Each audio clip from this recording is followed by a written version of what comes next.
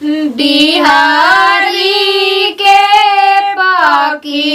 रे सांडकिया डोमावा छाने ला दुकान डोमावा छाने ला दुकान बिहारी के पाकी रे सांडकिया डोमावा छाने ला दुकान डोमावा छाने ला दुकान घोड़ावा चढ़ला अइलन अजित सिंह करे लगले सुपाली के मोल करे लगले सुपाली के घोड़ावा चढ़ला अइलन अरुण सिंह करे लगले दौरा के मोल करे लगले दौरा के मोल घोड़ावा चढ़ला अइलन अरविंद सिंह करे लगले सुपाली के मोल करे लगले सुपाली के मोल जल्दी जल्दी करू भैया मोलैया भइले अरगिया के बेर भइले अरगिया के बेर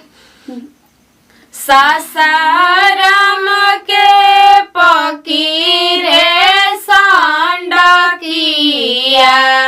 तुरहा छाने ला दुकान तुरहा छाने ला दुकान घोड़ावा चढ़ला अइलन विजय सिंह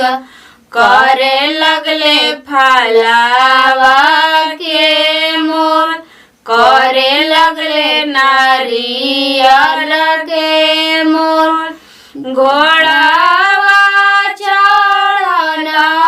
अइलन संजय सिंह करे लगले नारिया के मोल करे लगले केलावा के मोल घोड़ावा चढ़ला अइलन जितेंद्र सिंह करे लगले नारियर के मोल करे शरीफावा के मोल जल्दी जल्दी करो भैया मोलैया भइले अरगिया के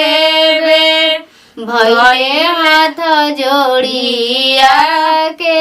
बेर पटना के ऊँची रे सांडकिया कुम्हारा छाने ला दुकान कुम्हारा छाने ला दुकान घोड़ावा चढ़ला अइलन ओम प्रकाश सिंह करे लगले ढकानी के मोल करे लगले दियारी के मोल घोड़ावा चढ़ला अइलन मानिसा सिंह करे लगले नारियल के मोल करे लगले ढकानी के जल्दी जल्दी करू भैया मोलैया भइले अरगिया के बेर भइले हाथ जोड़िया के बेर भइले अरगिया के बेर पियरो के पकीरे संडकिया बाजा जावा छाने ला दोकान बसरिया छाने ला दोकान आर के पकीरे संडकिया चामार छाने ला दोकान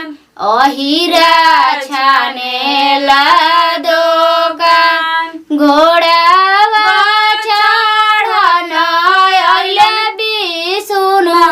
सिंह करे लगले पियरी के मोल करे लगले पियरी के मोल घोडावा चढन अहिले देवा सिंह करे लगले पियरी के मोल करे लगले पियरी घोडावा चढन अहिले पीरित में सिंह करे लगले बाजावा के मोल करे लगले दूधावा के मोल घोडावा